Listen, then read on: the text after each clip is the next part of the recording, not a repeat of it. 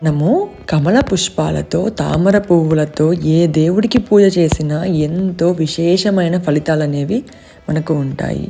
తామర పువ్వులు లేదా కమలాలు అనేవి లక్ష్మీ అమ్మవారికి కానీ, శ్రీ మహావిష్ణువు కానీ చాలా ఇష్టము. అయితే ఈ శ్రావణ మాసంలో ప్రతి ఒక్కరం కూడా శ్రావణ శుక్రవారాలలో అలాగే వరలక్ష్మి వ్రతం రోజున తప్పకుండా అయితే అమ్మవారికి పూజ చేస్తాం.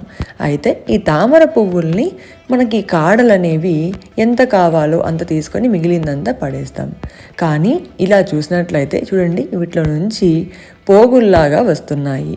వీటిని చక్కగా ఇలాగే నేను వీడియోలో చూపించినట్లుగా మీరు ఇలాగే తుంచారనుకోండి, ఇలా నీట్గా అయితే వస్తాయి. వేరే రకంగా చించితే ఆ పోగులు అనేవి రావు.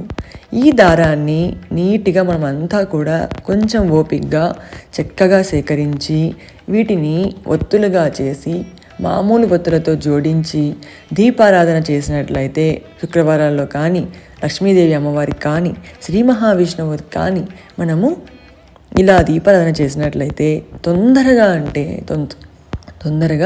లక్ష్మీ ప్రాప్తి కలుగుతుంది. చాలామందికి అనవసరపు ఖర్చులు ఉంటాయి. అది ఒక హాస్పిటల్ పరంగానో, ఎంజాయ్ పరంగానో, లేకుంటే డబ్బులు మిగలకుండా పోతుంది. అలాంటి వారు ఇలా దీపారాధన చేసినట్లయితే డబ్బు సమస్య అనేది తగ్గుతూ మీకు మంచి సిరి సంపదలు అనేవి కలుగుతాయి. ఖచ్చితంగా ఇలా మనం తెచ్చుకుంటాం కదా, ఎక్కువ తెచ్చుకున్నప్పుడు అన్నీ కూడా నీట్గా తీసుకొని మనం సేకరించుకొని ఒక డబ్బాలో నీట్గా పెట్టుకున్నట్లయితే వాటిని మీరు డైరెక్ట్గా అయినా కొంచెం ఆరబెట్టి దీపారాధన చేసుకోవచ్చు. లేదు అంటే మామూలు పతితో అంటే ఒత్తులతో కలిపి కొద్దిగా మనం దీపారాధన అయినా చేసుకోవచ్చు. ఇది ఇలా చేయటం వల్ల చాలా మంచిదండి. ఈ వీడియోని మీరందరూ కూడా మీ ఫ్రెండ్స్కి షేర్ చేయండి. చాలామందికి ఈ విషయం తెలియదు. తప్పకుండా ఈ తామర ఒత్తులతో పూజ చేయాలి. మీరు పూజా షాప్స్లలో తామర ఒత్తులు అని అడిగితే ఇలా సన్నని ఒత్తులు ఇస్తారన్నమాట. అది 35 రూపాయలు ఉంటుంది. అది చాలా ఒక 4-5 పోగులు ఉంటాయి. 35 రూపీస్, 40 రూపీస్ పడుతుంది. ఇలా ఇంట్లో చేసుకున్నట్లయితే ఎలాగో మనం వాటిని ఎంత అవసరమైతే అంత అవసరం చేసి పడేస్తాం కదా, కాబట్టి ఇలా మనము యూజ్ చేసుకోవచ్చు. అంతేకాకుండా మన ఛానల్లో పూజలకు సంబంధించిన వీడియోస్ అన్నీ కూడా పెడుతున్నాం కదా, దానికోసం మీరు తప్పకుండా సబ్స్క్రైబ్ చేయాలి.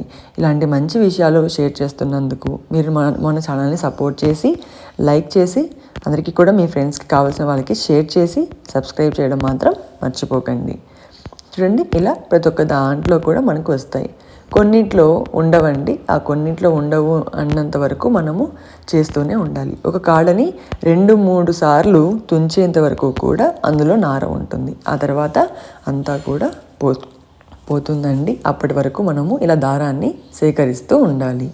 ఇవి చాలా పవర్ఫుల్ అండి. తామర ఒత్తులు అమ్మవారు కమలనయని కదా, అమ్మవారి సింహాసనమే కమల పుష్పము. కాబట్టి అమ్మవారికి ఇష్టమైన ఇలా తామర పువ్వులతో మనము మన చేతులారా స్వతహాగా చేసిన ఈ తామర ఒత్తులతో పూజించడం వల్ల చాలా మంచిది.